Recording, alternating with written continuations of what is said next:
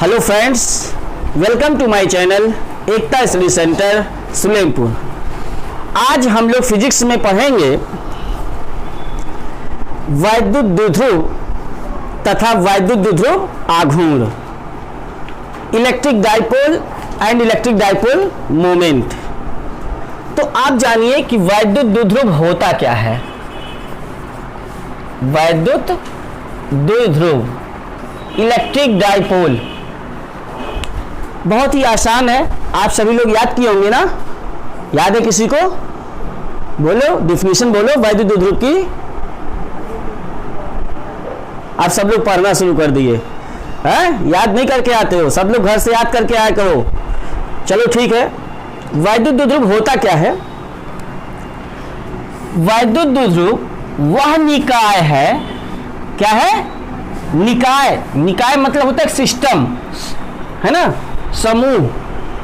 वैद्युत द्विध्रुव वह निकाय है जिसमें दो बराबर परंतु विपरीत आवेश एक दूसरे से अल्प दूरी पर स्थित होते हैं। इतना ही आपको हिंदी में लिखना है।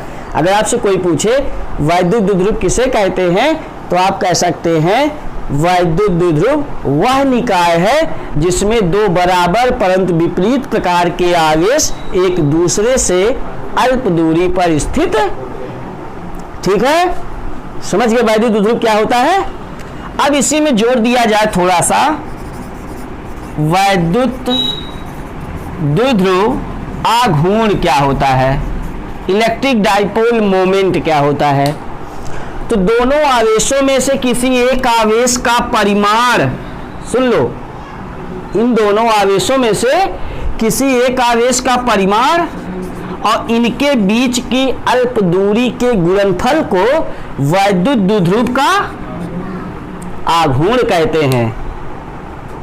दोनों आवेशों में से किसी एक आवेश का परिमाण और उन दोनों आवेशों के बीच की अल्प दूरी के गुणनफल को वैद्युत द्विध्रुव का आघूर्ण कहते हैं। इसे P से प्रदर्शित करते हैं।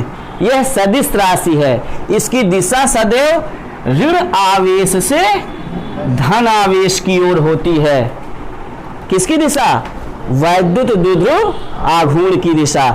वैद्युत द्विध्रुव के कुछ एग्जाम्पल दिए जाते हैं।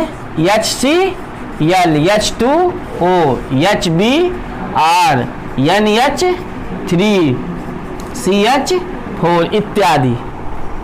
ठीक है, इसका मात्रक क्या होता है वैद्युत द्विध्रुव आघूर्ण का? Coulomb metre. वैद्युत द्विध्रुव आघूर्ण का क्या मात्रक होता है? Coulomb metre. विमीय सूत्र क्या होता है? मीटर का हो जाएगा L और इसका AT होता है तो TA। ये इसका विमा हो जाएगा या विमीय सूत्र हो जाएगा, ये मात्रक हो जाएगा।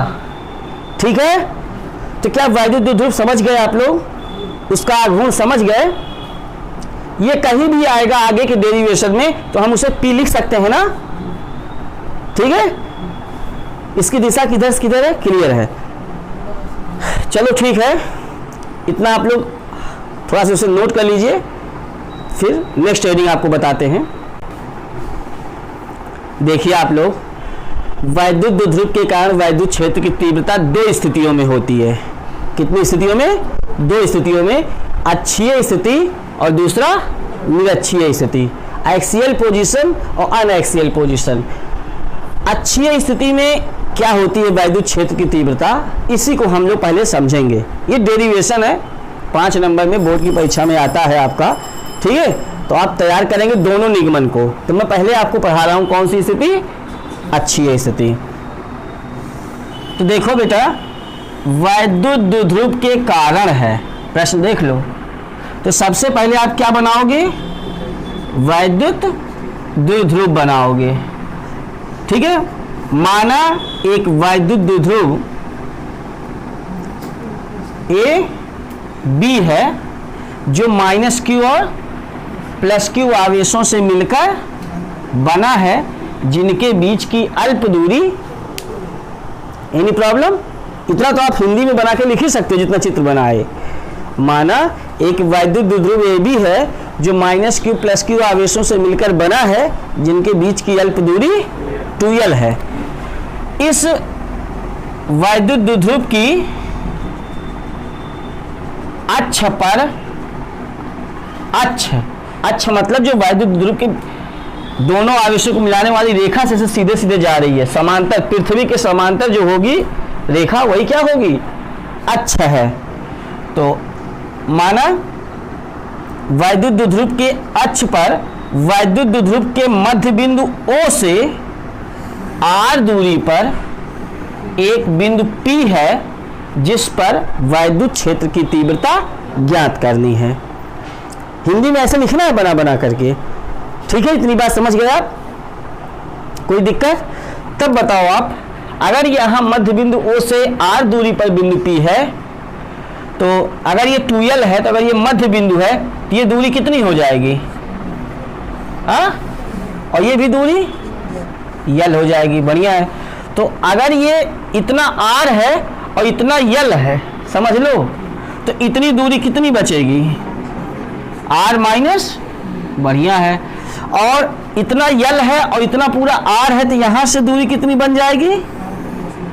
r प्लस बन जाएगा। देख लो चित्र में बन जाएगा ना। चलो अब हम इस पूरे वैद्युत द्विध्रुव के कारण यहां पर तीव्रता निकालना चाहते हैं। तो वैद्युत द्विध्रुव में कितने आवेश हैं? 2 आवेश हैं। तो पहले हम किस आवेश के कारण निकालते हैं? प्लस Q आवेश के कारण, देखिए ध्यान से, प्लस Q आवेश के कारण बिंदु P पर वैद्युत क्षेत्र की क्या तीव्रता, ठीक है, E1 बराबर कितना आएगा ये बताओ। बिंदु आवेश के कारण तीव्रता आपको पढ़ाया गया है, किसी बिंदु आवेश के कारण r दूरी पर तीव्रता कितना होता है? 1/4 पाई एप्सिलॉन 0 k। तो अब हमने k लिखा, तो इसका मतलब हमें यह भी लिखना पड़ेगा कि ये वैद्युत द्विध्रुव एक ऐसे माध्यम में स्थित है जिसका परावैद्युतांक k है, ठीक है। तो यहाँ k लिखेंगे और Q by r square, r यहां से यहां तक कितना होगा? प्लस Q आवेश से यहां से यहां तक r माइनस l का होल स्क्वायर। दिशा किधर होगी? B P दिशा में होगी। क्यों? दिशा किधर होगी इसकी? B से P की दिशा होगी, BP दिशा में। क्यों नहीं समझ पा रहे हो क्या? क्यों BP दिशा में होगी? क्योंकि धन आवेश है। धन आवेश के कारण जब भी हम वैद्युत क्षेत्र निकालते हैं तो उससे दूर की ओर होती है, ठीक है। अब इस आवेश से कारण निकालो, माइनस Q आवेश के कारण बिंदु P पर वैद्युत क्षेत्र की तीव्रता लिख लेना। वैसे E2 बराबर कितना हो जाएगा? यहां से दूरी देखनी है, यहां से आवेश देखना है, ये तो वही रहेगा 1/4 pi epsilon 0 k Q by r plus l का। लेकिन दिशा PA दिशा में, कौन सी दिशा में? PA दिशा में। क्यों PA दिशा में होगा? ऋण आवेश के कारण वैद्युत क्षेत्र की तीव्रता की दिशा किसी बिंदु पर देखते हैं तो उसी ओर हो जाती है, ठीक है। अच्छा, E1 और E2 मिल गया। अतः बिंदु P पर परिणामी वैद्युत क्षेत्र की तीव्रता E बराबर कितना होगा? E1 माइनस E2 होगा। क्यों? क्योंकि E1 बड़ा है किससे? क्यों? दूरी कम है, सही बात है। बिंदु आवेश के कारण जब ये सूत्र हम लोग निकाले थे, Q बाई कितना? तीव्रता दूरी के हिसाब से बदलती है। अगर दूरी कम है तो तीव्रता, आप बताओ, यहां से यहां तक की दूरी क्या है? कम है, तो इसका मतलब इसके कारण जो तीव्रता होगी E1 का मान जो था वो ज़्यादा था, और यहाँ से दूरी बढ़ जाएगी, तीव्रता कम हो जाएगी। ठीक है, इसलिए परिणामी तीव्रता E1 माइनस E2। E1 का मान रखो 1/4 pi epsilon 0 K Q by R minus L का 1/4 pi epsilon 0 K Q by R plus L का कॉमन क्या है 1/4 पाई एप्सिलॉन 0 K Q भी कॉमन है, क्या बचेगा 1/R माइनस L का माइनस 1/R प्लस L का Q/4 पाई एप्सिलॉन 0 K, इसका एलसीएम ले लो, R प्लस L का माइनस R माइनस L का होल स्क्वायर अपान, ये देखो होल स्क्वायर है और ये a minus B A plus B है, यहाँ पे सब समझना पड़ता है डेरिवेशन। तो देखो तुम ऐसे लिख सकते हो R माइनस L एक ब्रैकेट में, R प्लस L एक ब्रैकेट में, ऐसे पूरे पे स्क्वायर लिख सकते हो, क्यों? फिर Q/4 पाई एप्सिलॉन 0 K, यहाँ a प्लस बी का होल स्क्वायर फार्मूला लगा दोगे, ठीक है, कितना R स्क्वायर प्लस 2RL, और यहाँ पे माइनस है, चिन्ह बदल भी जाना है, R स्क्वायर प्लस होगा तो माइनस हो जाएगा, और माइनस 2RL होगा तो चिन्ह बदल कर प्लस 2R, और नीचे यहाँ a ऋण भी है, a प्लस भी है, तो R square minus L square और पूरे का होल स्क्वायर भी हो जाएगा। अब देखो क्या कट रहा है ऊपर से, R स्क्वायर कट गया, L स्क्वायर कट गया, तो क्या बचा E बराबर 1/4 pi epsilon 0 K 2RL, 2RL जोड़ दो 4R बटे R square minus L square का होल स्क्वायर, ऊपर Q है, ये Q था यहाँ, ठीक है। अब देखो लिख सकते हो 1/4 पाई एप्सिलॉन 0 K,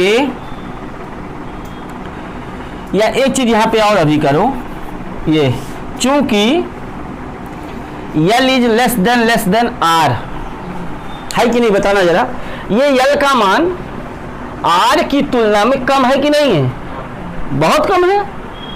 और वैसे भी आप सोच लो, थोड़ा सा समझ लो कि वैद्युत द्विध्रुव में जो L होता है वो किसी बिंदु की दूरी की तुलना में बहुत ही कम होता है, तो चूंकि L is less than R, अतः L स्क्वायर और भी छोटा हो जाएगा, किससे, अतः L स्क्वायर को छोड़ने पर या नगण्य मानने पर, L स्क्वायर को छोड़ने पर या नगण्य का मतलब गणना में ही नहीं लेते, उसे छोड़ देते हैं, नागण्य मतलब गणना में ही नहीं लिया गया वो, तो L स्क्वायर छोड़ दो, तब कितना बचेगा Q/4 pi epsilon 0 K, 4RL को लिखो तुम 2R इंटू 2L लिख सकते हो, बोलो, अरे भाई 4 को 2 इंटू 2 तो 2R एक साथ कर दो, 2L एक साथ कर दो, और अपान L स्क्वायर छोड़ दोगे तो R स्क्वायर है, उस पर भी स्क्वायर है, तो R की घात 4 हो जाएगा, और एक R इसमें से कट जाएगा, तो यहाँ क्या बचेगा 3 बचेगा, तब कितना आया देखो 1/4 पाई एप्सिलॉन 0 K आया 2 गुणे Q इंटू 2L लिख सकते हो, ऐसे ब्रैकेट में 2 आगे कर दो और Q और 2L एक साथ लिख लो, और अपान क्या R Q, Q गुणे 2L को क्या कहते हैं, P कहते हैं, वैद्युत द्विध्रुव का आघूर्ण अभी मैंने पढ़ाया है। तो 1/4 pi epsilon 0 K 2P/R Q, चूंकि P बराबर Q गुणे 2L होता है, इसलिए आ गया। अब यहाँ पे एक लाइन और लिख सकते हो अभी कि यदि वैद्युत द्विध्रुव निर्वात अथवा y में स्थित हो, यदि वैद्युत द्विध्रुव निर्वात, निर्वात ब्रैकेट में अथवा वायु में हो तो के बराबर कितना 1, तब E बराबर कितना हो जाएगा 1/4 pi epsilon 0 2p by r cube, क्या न्यूटन प्रति। ये हो जाएगा वैद्युत द्विध्रुव के कारण अक्षीय स्थिति में वैद्युत क्षेत्र की तीव्रता का डेरिवेशन, निगमन कैसे होता है। ठीक है, तो समझ गए ना, बहुत कठिन नहीं है। पहले आपको स्टार्ट करना है प्लस क्यू आवेश के कारण इस पर तीव्रता लिखो, फिर माइनस क्यू आवेश के कारण तीव्रता लिखो, फिर परिणामी तीव्रता लिख दो और लिख दो चूंकि E1 बड़ा है E2, बस कॉमन ले लो, है ना। इसी को सॉल्व कर लेना है थोड़ा सा और आगे चल के यार छोड़ देना, L स्क्वायर छोड़ देना है, निकल जाएगा ना डेरिवेशन, बहुत ही आसान है। ठीक है, आप लोग नोट कर लीजिए इसको। देखो जब भी ये निगमन करने लगना है ना, तो उसके पहले आपको थोड़ा सा बात लिखना है बोर्ड पेपर में। क्या लिखना है कि माना एक वैद्युत द्विध्रुव AB है जो माइनस क्यू प्लस क्यू आवेशों से मिलकर बना है, जो एक ऐसे माध्यम में स्थित है जिसका परावैद्युतांक K है। इन आवेशों के बीच की अल्प दूरी 2L है। इस वैद्युत द्विध्रुव के मध्य बिंदु से R दूरी पर एक बिंदु P है जिस पर वैद्युत क्षेत्र की तीव्रता ज्ञात करनी है। ठीक है, तब प्लस क्यू आवेश के कारण ये सब स्टार्ट कर देना अपना लिखना। ठीक है, ठीक है, नोट कर लो। तो आप लोगों ने सीख लिया वैद्युत द्विध्रुव की अक्षीय रेखा पर या अक्षीय स्थिति में वैद्युत क्षेत्र की तीव्रता कितनी होती है। ठीक है, अब हम लोग सीखेंगे कि वैद्युत द्विध्रुव की निरक्षीय रेखा पर स्थित किसी बिंदु पर वैद्युत क्षेत्र की तीव्रता, ठीक है, अथवा इसी को निरक्षीय स्थिति भी कहते हैं। तो सबसे पहले हम लोग समझें, देखो ये हमने यहां पे बनाया क्या, वैद्युत द्विध्रुव। सेम बात वैसे ही लिखनी है कि माना एक वैद्युत द्विध्रुव AB है जो माइनस क्यू और प्लस क्यू आवेशों से मिलकर, जिनके बीच की अल्प दूरी कितनी है 2L है। ये एक ऐसे माध्यम में रखा है जिसका परावैद्युतांक K है। इस वैद्युत द्विध्रुव के मध्य बिंदु O से R दूरी पर द्विध्रुव की निरक्षीय रेखा पर कोई बिंदु P है जिस पर वैद्युत क्षेत्र की तीव्रता ज्ञात करनी है। अब समझना है कि निरक्षीय रेखा किसको कहते हैं। वैद्युत द्विध्रुव के मध्य बिंदु से उस द्विध्रुव के लंबवत जाने वाली जो रेखा होती है वो क्या कहलाती है, निरक्षीय रेखा कहलाती है। द्विध्रुव के मध्य बिंदु से द्विध्रुव के लंबवत रेखा जो होती है निरक्षीय रेखा, और अक्षीय रेखा दोनों द्विध्रुव के दोनों आवेशों को मिलाने वाली जो सीधी रेखा होती है, कागज के समांतर या बोर्ड के समांतर जो रेखा आप खींचेंगे वो क्या कहलाएगी, अक्षीय रेखा कहलाती है। ठीक है, तो आप क्या क्या लिख दोगे, माना एक वैद्युत द्विध्रुव AB है जो माइनस क्यू और प्लस क्यू आवेशों से मिलकर बना है, जिनके बीच की एक अल्प दूरी 2L है। ये एक ऐसे माध्यम में रखा है जिसका परावैद्युतांक, इस वैद्युत द्विध्रुव के मध्य बिंदु से उसकी निरक्षीय रेखा पर R दूरी पर एक बिंदु P है जिस पर वैद्युत क्षेत्र की तीव्रता। ठीक है, एकदम वैसे ही। अब बताओ पहले हम किसके कारण तीव्रता निकालें, प्लस क्यू आवेश के कारण, फिर माइनस क्यू आवेश का तीव्रता की दिशा भी देखेंगे अभी हम लोग। तो ये बताओ ये दूरी कितनी है, ये दूरी बढ़ जाएगी ना, और ये दूरी R है। आप दिमाग लगा के बता दो हमको ये दूरी कितनी होगी। पाइथागोरस प्रमेय से लंबवत रेखा पर है ये अच्छी रेखा, तो √r² प्लस, और इधर कितनी होगी, उतनी ही होगी दूरी तब भी, है ना। अर्थात AP बराबर BP बराबर क्या, √r² प्लस दोनों ओर वही आएगा। तो सबसे पहले हम कहाँ से स्टार्ट करें, एकदम सेम वैसे, प्लस Q आवेश के कारण बिंदु P पर वैद्युत क्षेत्र की क्या तीव्रता E1 बराबर कितना 1/4 पाई एप्सिलॉन 0 के Q बाई, वहां से वहां तक की दूरी कितनी है, √r² प्लस L² का, लेकिन दिशा किधर, धन आवेश है ना, इस दिशा में होगी कौन, E1, B से P दिशा में, क्लियर, B P दिशा में। अब ये कितना आ जाएगा, इसको सॉल्व भी कर लो थोड़ा सा, ये रूट है उस पर वर्क करोगे रूट हट जाएगा, तो 1/4 पाई एप्सिलॉन 0 के Q बाई r² प्लस ये कितना है E1 है।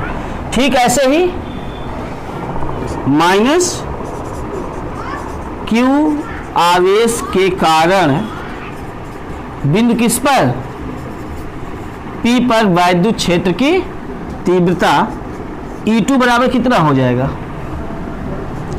1/4 पाई एप्सिलॉन 0 के Q बाई, ये भी वर्ग हो जाएगा तो यही इतना आएगा, लिख दे रहे हैं इतना, फिर r² प्लस दिशा कौन सी, माइनस आवेश है, P से A की दिशा में, ये कौन होगा E2, P A दिशा में, ठीक है। ये एंगल मान लेते हैं थीटा है दोनों ओर, ठीक है। तो अब बिंदु P पर जब E1 इस साइड कार्य कर रहा है, E2 इस साइड कार्य कर रहा है, तो परिणामी किधर कार्य करेगा, परिणामी जो है वो प्लस Q आवेश से माइनस Q आवेश की ओर होगा, और कितना होगा, ये एंगल थीटा है तो ये एंगल कितना होगा, किस कोण के नाते, एकांतर कोण के नाते, ये कोण थीटा है तो ये कोण कितना होगा, किस कोण के नाते, संगत कोण के नाते यार, यानी दो समांतर रेखा, ये वाली तिर्यक रेखा जब हो जाएगी तो संगत कोण हो जाएगा, और ये दो समांतर रेखा ये वाली जब तिर्यक रेखा हो जाएगी तो एकांतर कोण हो जाएगा, तो बात तो थीटा की ही है। तो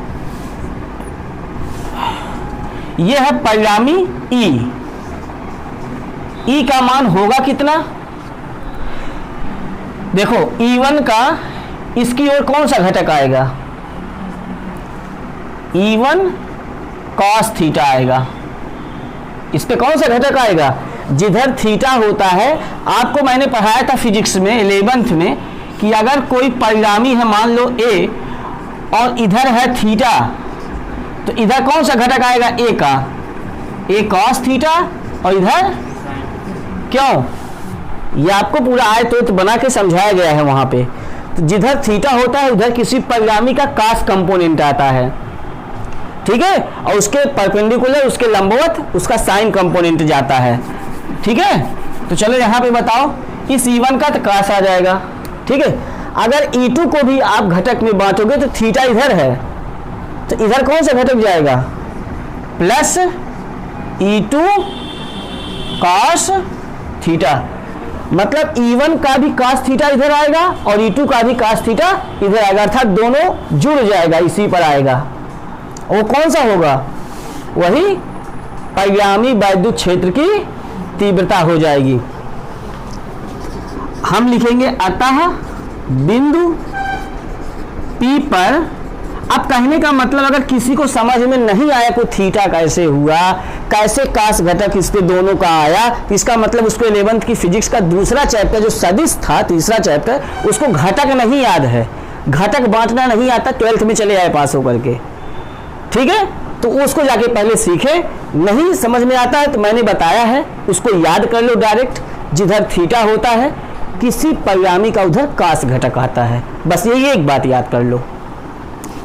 तो बिंदु P पर परिणामी वैद्युत क्षेत्र की तीव्रता E बराबर कितना आया, परिणामी उन दोनों का, E1 का cos थीटा आया और प्लस E2 का cos थीटा आया। ये देखो E1 और E2 बराबर हैं, E1 का मान भी इतना लिखा है, E2 का मान भी इतना लिखा, कोई परिवर्तन नहीं है।